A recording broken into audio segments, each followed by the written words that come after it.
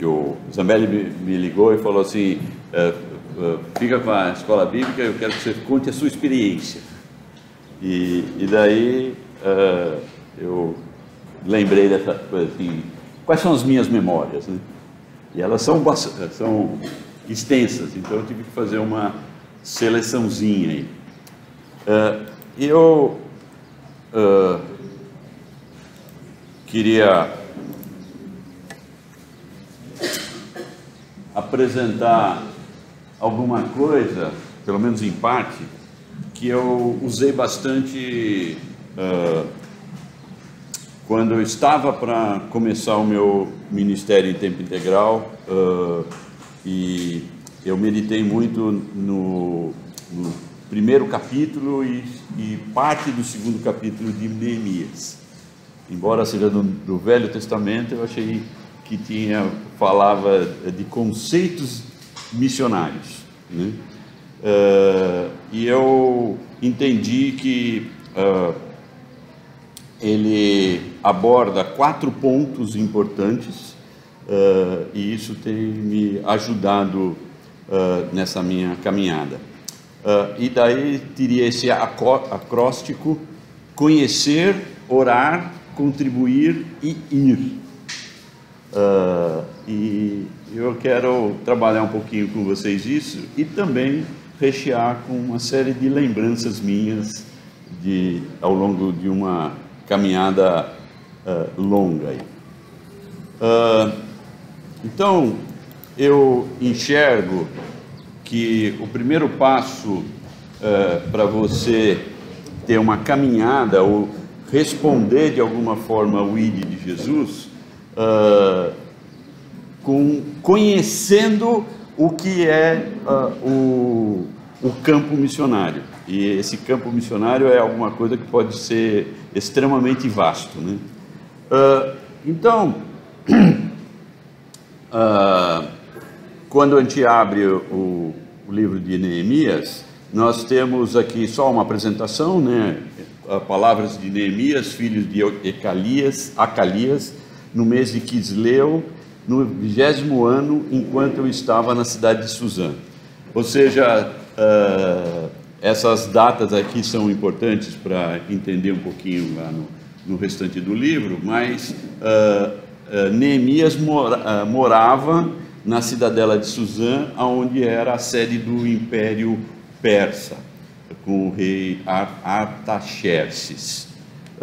Mas o que é de importante para nós é no versículo 2, quando ele fala assim: Anani, um dos meus irmãos, veio de Judá com alguns outros homens, e eu lhes perguntei acerca dos judeus que restaram, dos sobreviventes do cativeiro e também sobre Jerusalém.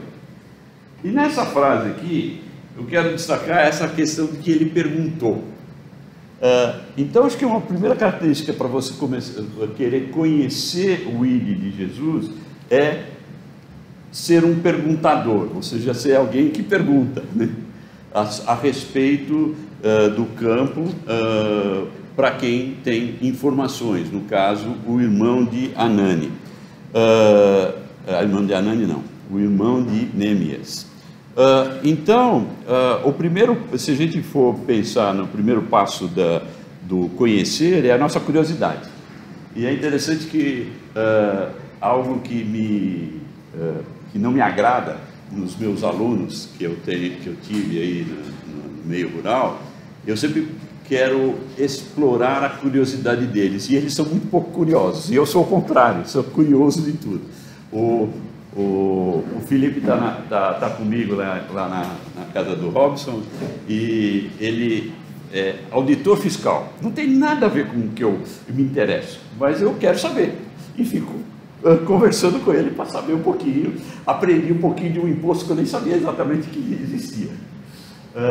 E essa deve ser uma coisa importante se você quer conhecer o campo missionário. E ele fez perguntas, né?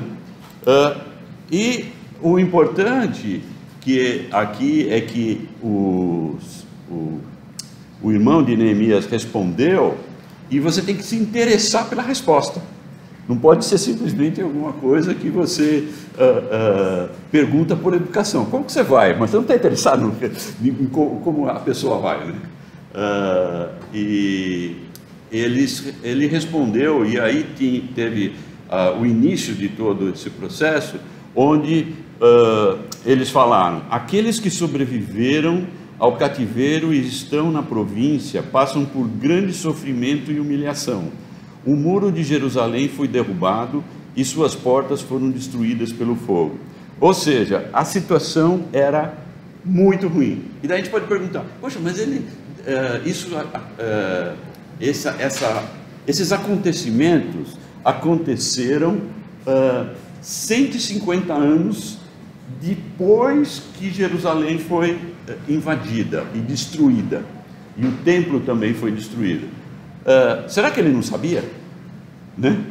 Ou seja, as informações demoravam tanto para chegar. A gente pode fazer algumas perguntas desse tipo, mas de todo jeito, esse quadro que foi montado nesse versículo diz que a coisa estava muito ruim, e ele teve uma reação a esse fato. E daí a gente pode perguntar assim: o que eu faço quando eu sei, por exemplo, a situação caótica que está o pessoal lá na Ucrânia?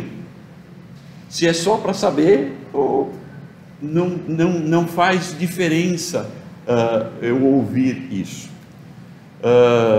E daí ele tem uma reação, que a gente vai ver um pouquinho mais para frente, sobre quando ouvi essas coisas eu tive uma reação. Daí, qual é a sua reação quando tem uma notícia catastrófica como essa, né? Eu reuni 8 memórias antes de eu ir para o campo missionário. E eu não sou muito bom exemplo nisso, porque eu fui para o campo missionário com 50 anos. Então eu gostaria que vocês fossem mais rápidos do que eu, tá? Quem já fez 50, ainda é tempo. Mas no meu caso foi assim. E a primeira lembrança que eu tenho, e eu diria que é de certa forma negativa, foi que eu já estava há cerca de uns 3 anos nessa igreja. Foi onde eu me converti, onde houve a minha conversão, na Igreja Presbiteriana Jardim das Oliveiras, em São Paulo, que numa escola bíblica, alguém, eu não lembro o nome da pessoa, só lembro que existiu essa aula, ele foi falar de um país asiático que eu acho que é Paquistão. Ou seja, essas informações estão na minha cabeça, mas meio nebulosas, né? Não estão assim fixas. E isso aí talvez seja até uma crítica àquela igreja, porque ela não tinha como hábito falar de missões, não trazia informações, não ficava preocupada em encontrar informações adequadas para que promovessem o ID de Jesus. E eu juntei essa fotinho aí só para ilustrar a possibilidade ou a dificuldade que temos.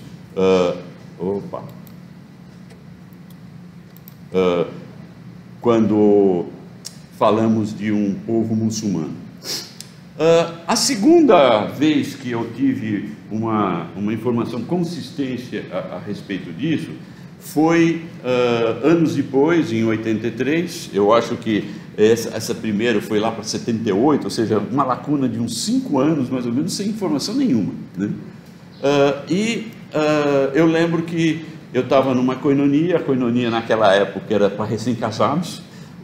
A minha filha nasceu nesse ano, e o Miltinho, que é de Meva. Meva é uma missão de evangelização de indígenas, principalmente na região norte do país, e eles vieram trazer um relato do que eles estavam fazendo. Anos posteriores eu tive bem mais informação a respeito dele, mas infelizmente eu não achei nenhuma foto daquela época. Então hoje ele é um pouquinho mais velho que eu, já deveria estar se aposentando, mas está lá firme lá na região de Roraima. E foi um contato maior, eu tive um conhecimento de um missionário que realmente morava numa situação complicada. Posteriormente, já em Campinas, na EBCU, a Fonte, nós tivemos um período com algumas interrupções de um contato bastante frequente e com mais informações a respeito do campo com o Kurt.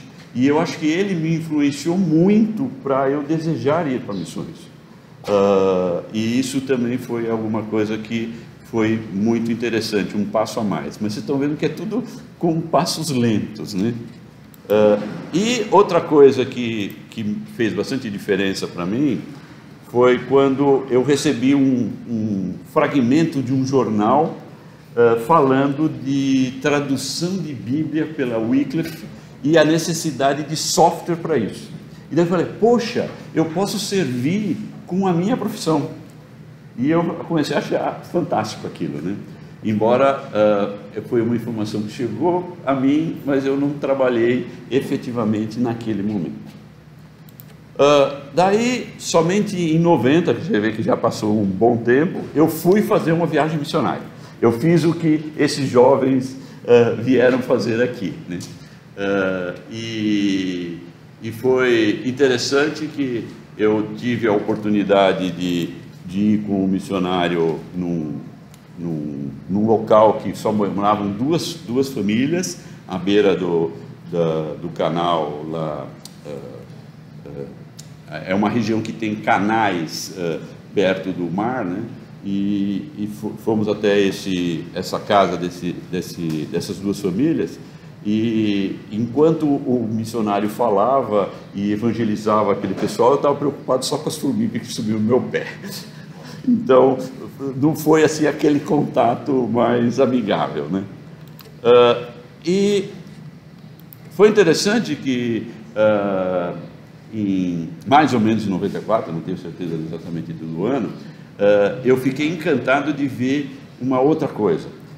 Chegou na minha mão uma revista que falava dessa cidade de Bangalore, na Índia. E era, ainda hoje, uma cidade do software. Tem, assim, uma quantidade de milhares, talvez até milhões de profissionais de TI. E daí eu pensei, poxa, essa cidade deve ser mais fácil de evangelizar. Será que a gente não poderia ter uma igreja parecida com a Fonte lá? E aquilo foi alguma coisa que me gerou um pouco mais de desejo de estar orando por isso e pensando nisso. E em 97 eu fiz uma outra viagem missionária com o Reinaldo, foi muito legal, numa região da MEAP também, de pescadores, que atingia pescadores artesanais, e foi mais um passo nesse entendimento. E eu diria que o oitavo momento foi quando eu comecei a me preparar teologicamente. Eu fui fazer um curso chamado CTL no Palavra da Vida, e inicialmente eu só estava ocupando um pouco mais do meu tempo, porque o ninho estava ficando vazio. Os meus filhos já estavam adultos, a minha filha estava estudando no Palavra da Vida, e eu estava me interessando por isso, mas não tinha outro objetivo maior, era só de estudar um pouquinho mais a Bíblia, né? Então você vê que eu consegui pensar uma série, essas oito memórias que precederam a minha ida para o campo. E eu queria deixar assim uma pergunta para vocês pensarem, poxa, o que eu já tive no passado que me levaram a pensar mais em estar servindo ao Senhor, levando o Evangelho, de alguma forma. Eu tenho essas coisas e levaram aí talvez quase 30 anos. Então não usem o meu exemplo, sejam mais rápidos, tá? E eu queria estar complementando esse pensamento, e depois eu vou falar um pouquinho mais do que eu tive de ministério. que eu diria o seguinte: talvez em alguns desses momentos, se eu fosse tentar voltar lá nas minhas memórias, missões dizia que era algo por diferente. E essa imagem aqui, eu tentei exprimir isso, tá? Você está indo atrás de alguém que é diferente de você, você vai precisar se preparar de alguma forma, ou aprendendo uma outra língua, ou aprendendo novos costumes, para poder falar de Jesus. Outra coisa que fica na memória aí, ou no imaginário nosso, é que você vai atrás do diferente, é alguém que é diferente de você, e você tem que se adaptar e conseguir falar a linguagem dessa pessoa. Ou outra, infelizmente, aparece no nosso imaginário aí, que missões é exótica, ou é alguma coisa romântica, né? É uma aventura, né? E isso nem sempre precisa ser colocado e destacado. E eu tenho aqui algumas imagens que eu quis colocar para vocês, para falar um pouquinho mais da minha experiência missionária. Em 2006, eu comecei meu ministério em tempo integral em Asas de Socorro. Asas de Socorro é uma missão que faz logística missionária. E eu fui para lá para ser um técnico, eu fui lá para cuidar da informática da missão. Mas, sem dúvida, o símbolo de Asas de Socorro é avião, tá? Ou seja, ela faz logística missionária com aviões de pequeno porte, principalmente servindo missionários como o Kurt, como o Miltinho, Zambelli e Karen fizeram viagem com um aviãozinho desse, né? Foi exatamente esse ou foi o cara? Os dois. Os dois. O cara vai um pouquinho maior, né? O anfíbio. Não há dúvida que todos de Asas de Socorro, mesmo que não trabalhem diretamente com o avião, o símbolo é o avião, né?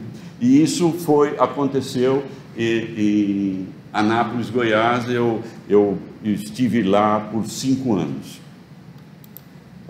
Um dos trabalhos que Asas de Socorro faz, por exemplo, esse avião está chegando aí com a compra de um missionário, provavelmente. Mas os índios sempre, como é novidade, chegam lá.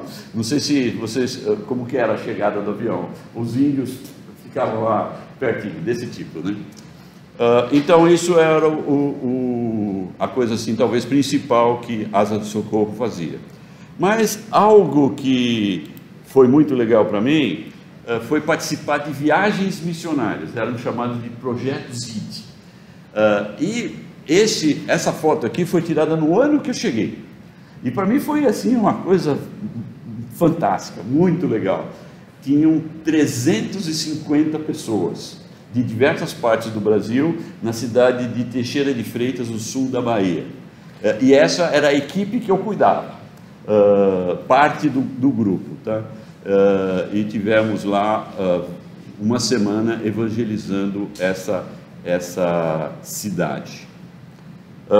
Eu tive a oportunidade, enquanto estive em Asas de Socorro, ou seja, se você gosta de viajar, ser missionário é uma boa, dá para viajar bastante. Eu estive, quando estava em Asas de Socorro, em 8 estados diferentes. E tudo viagem longa, de carro, tal, ou de ônibus, coisas assim, mas eram umas aventuras interessantes. Outra coisa que a gente fez, eu tive vários momentos de evangelização assim na rua, e isso aqui aconteceu em Brasília, no lixão de Brasília. Nós fomos lá algumas vezes. E aqui era pai e filho, esses dois vivem do lixo. E nós tivemos algumas oportunidades de falar do Evangelho para pessoas que moravam nesse contexto, tá? Outro momento que eu achei interessante, a pessoa que tirou essa foto, eu fui ver depois, eu achei bacana o jeito que ficou a foto. Eu estava numa cidade pertinho da nascente do Rio São Francisco, lá em Minas Gerais, na Serra da Canastra. Então foi outra oportunidade de estar fazendo evangelização. E, embora inicialmente eu fui para Asa de Socorro para fazer um trabalho técnico, eu apreciei muito todos esses projetos que eu pude participar. E eu destaquei essa foto aqui. Esse rapaz é o André.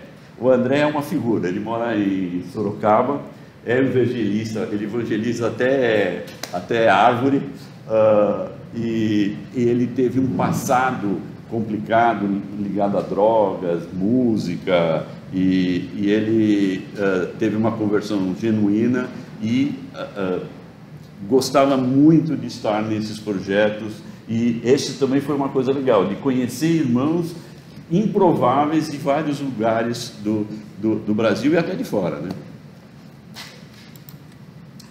Outra coisa que aconteceu nesse contexto de Asa de Socorro foi poder ajudar situações de catástrofe. Teve uma catástrofe no ano de 2009 no município de Ilhota, que um morro deslizou, foi muito noticiado e tudo mais, junto lá com o pessoal de Anápolis, nós lotamos um ônibus, levamos um ônibus e 2 unidades de saúde, com um dentista, médico e tal. Foi uma turma grande para lá e ficamos mais ou menos uma semana. E vimos situações como essa, esse carrinho aí semi-destruído, né? Dá para comprar quem que vai querer dar uma oferta para esse carro aí? E o que foi legal nesse contexto, nesse período aí, é ver a alegria de jovens que estavam lá junto com a gente, enfrentando uma limpeza pesada dessa de lama dessa casa. E existiam muitas casas nessa situação. Então a gente tinha uma sensação de impotência, porque fazia muito pouco. Já num outro capítulo, quando a gente saiu de Asa de Socorro, nós tivemos a oportunidade de estar em Moçambique. Se você acha que existe pobreza no Brasil, é porque você não foi na África. Eu falo que na África tem, principalmente em Moçambique e alguns outros países bem pobres da África, Moçambique está enquadrado entre os 10 países mais pobres do mundo. E eles não querem, os governantes não querem sair dessa situação porque eles recebem ajuda, principalmente dos países nórdicos. A folha de pagamento de Moçambique é paga, se não me engano, pela Noruega. Mas se eles ficarem em 11º, eles deixam de ser mais pobres e deixam de receber esse dinheiro. Então é uma situação terrível.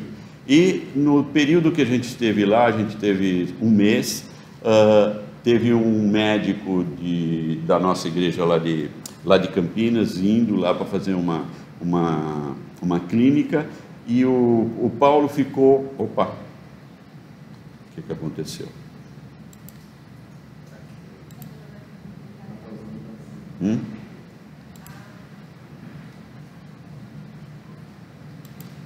Voltou? Ah, não. O que houve aí?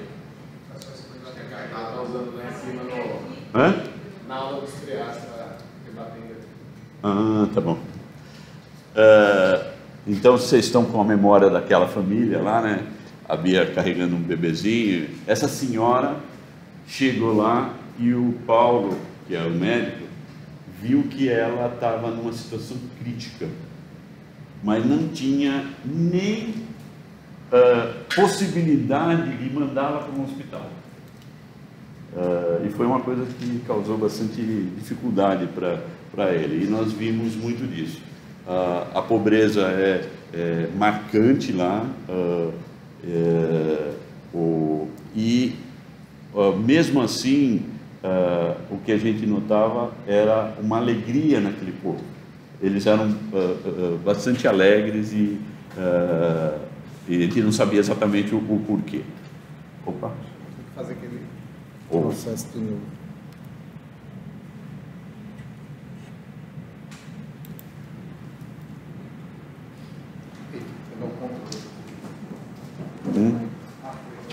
Foi, tá bom.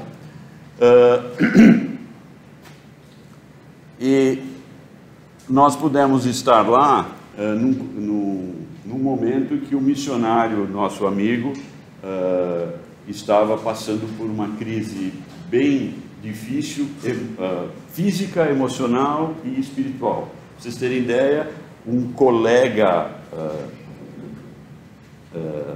de ministério, vamos dizer, entre aspas, nativo, apareceu lá com um tambor de gasolina, querendo colocá-los dentro de casa para botar fogo na casa. E isso afetou muito a eles, e a gente foi lá para prestar um apoio para isso.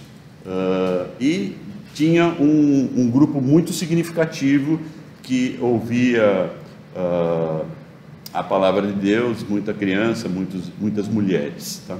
Então foi uma outra experiência que pudemos ter ao longo desse período de ministério.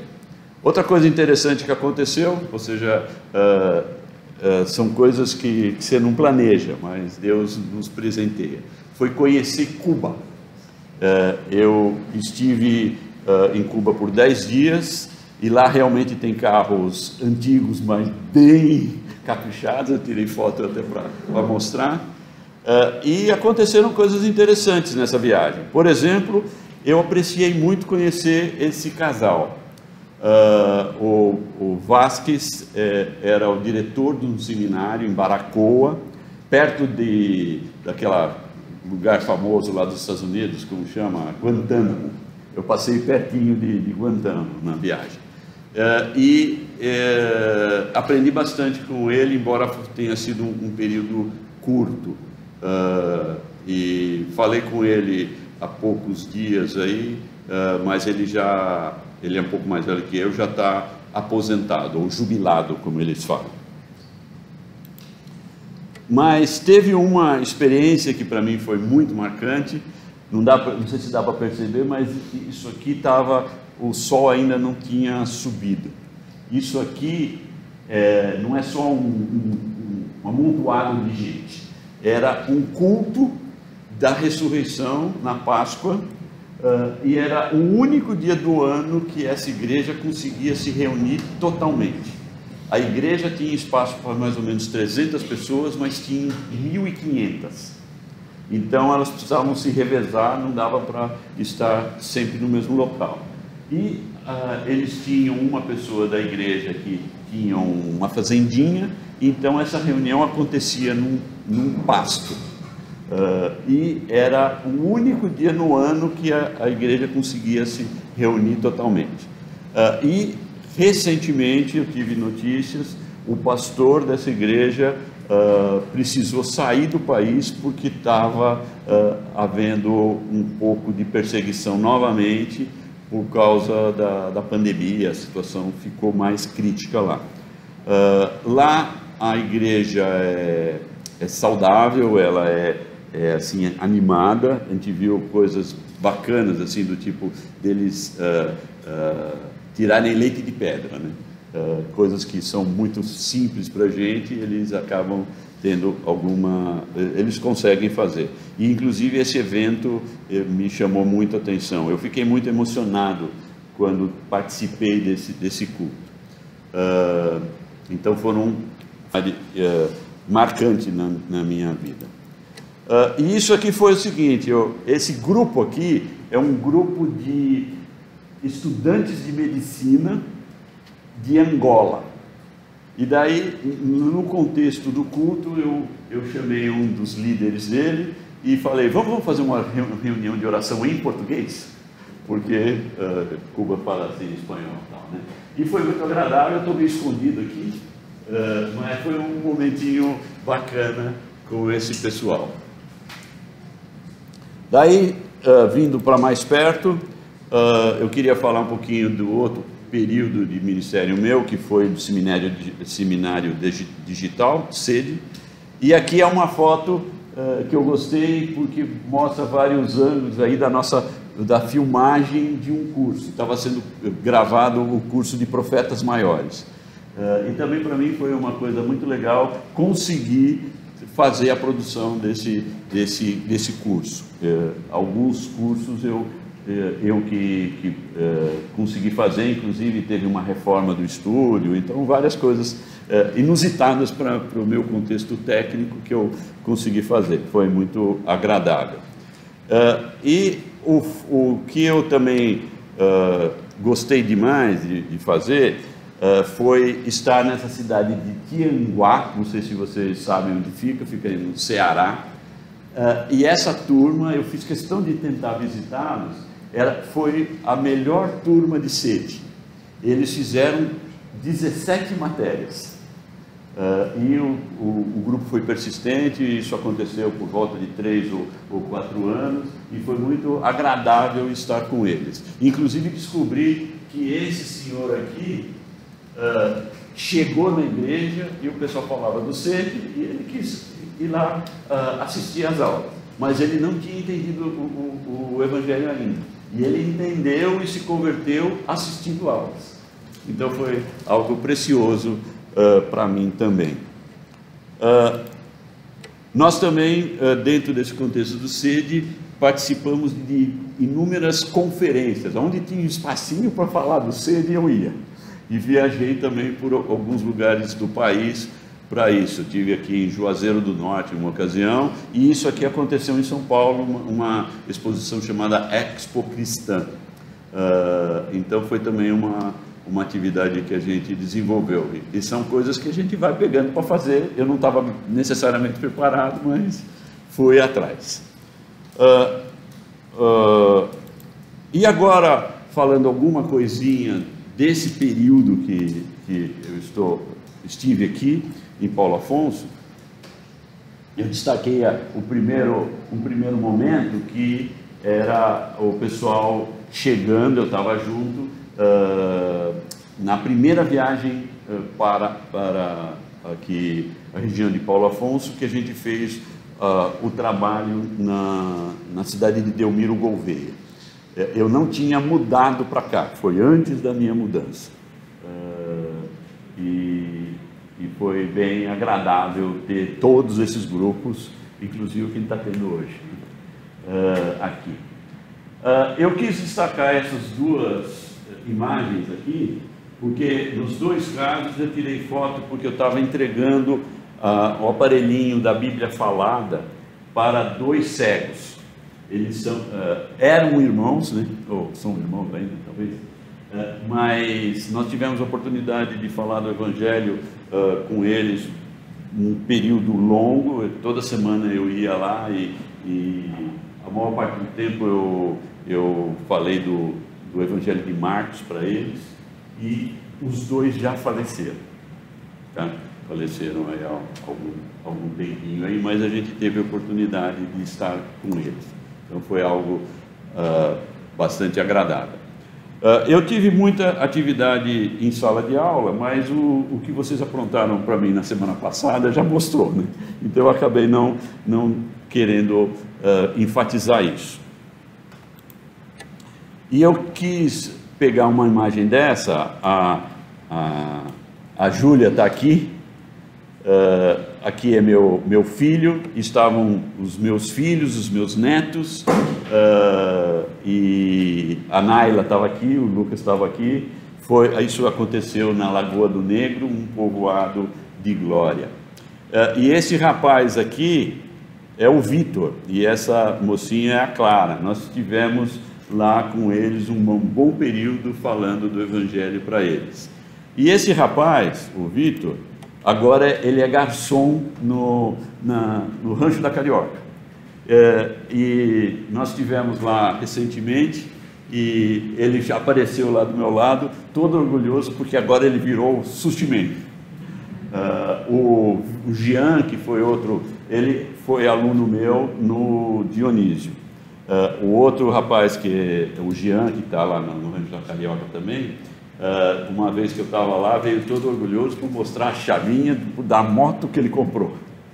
Então esse convívio em contextos diferentes, lá no Dionísio, lá na Lagoa do Negro, no Rancho da Carioca, nós tivemos a oportunidade de falar tanto para os garçons como para o pessoal de cozinha lá por algumas vezes. Então foi algo muito gratificante.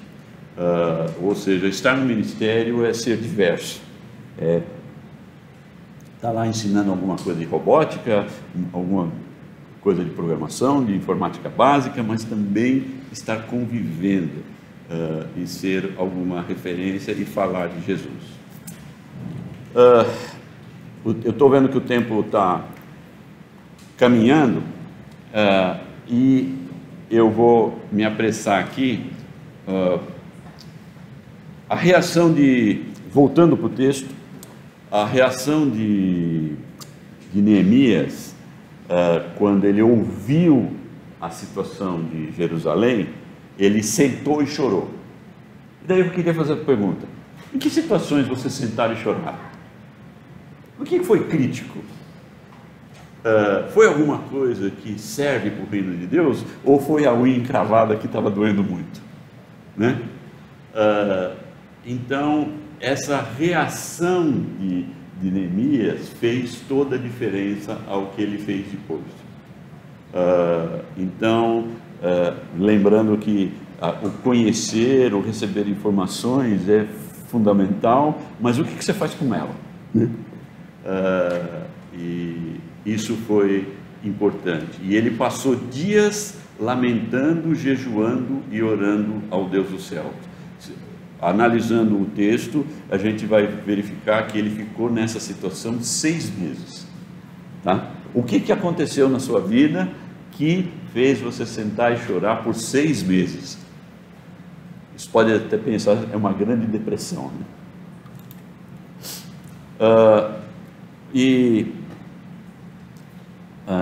Resumindo bastante aqui, ele começa a oração dele destacando que ele e a nação pecou.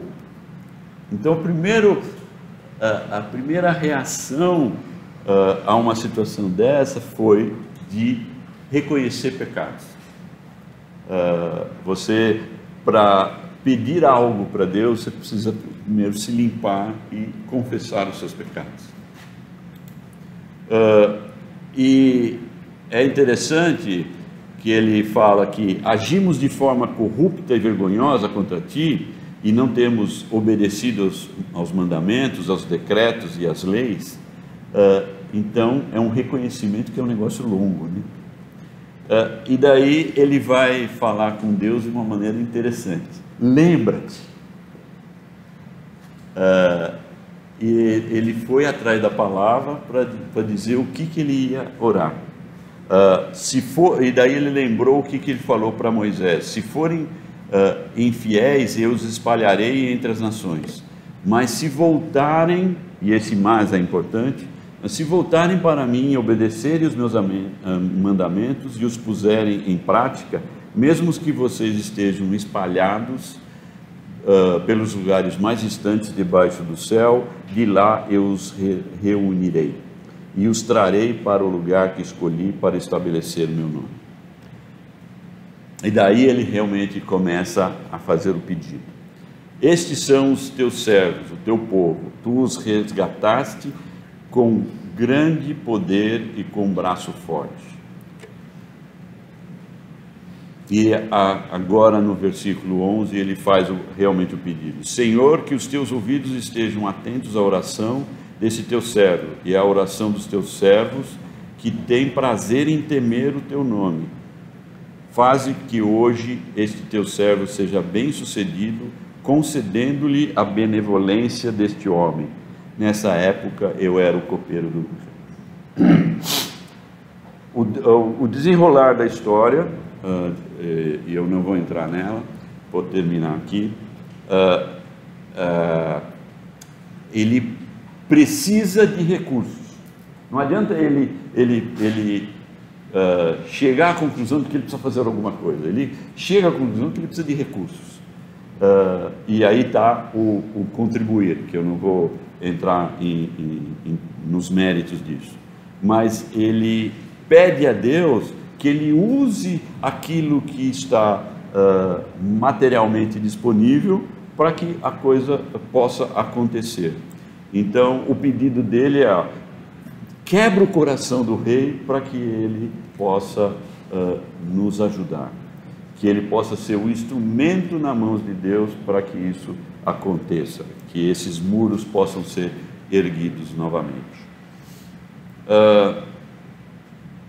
A gente é rico esse texto, espero que eventualmente eu possa ter uma oportunidade futura de falar dos outros aspectos, mas eu queria deixar isso, mostrando essa experiência que eu resumi aqui.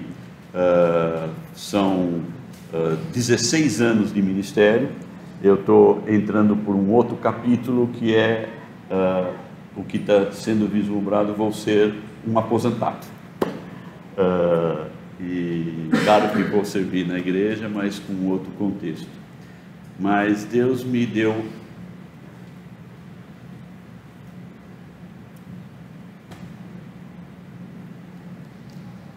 oportunidades muito interessantes, e entre elas de conhecê-los, né? De poder compartilhar com vocês, e espero que vocês possam estar usando essas experiências e pensando e chegando para Deus, o que eu posso fazer? E não sejam lentos como eu fui. Não precisa chegar aos 50 anos, pode entrar no ministério com 50, mas não precisa estar lá, né? Então, seria isso que eu trouxe para vocês.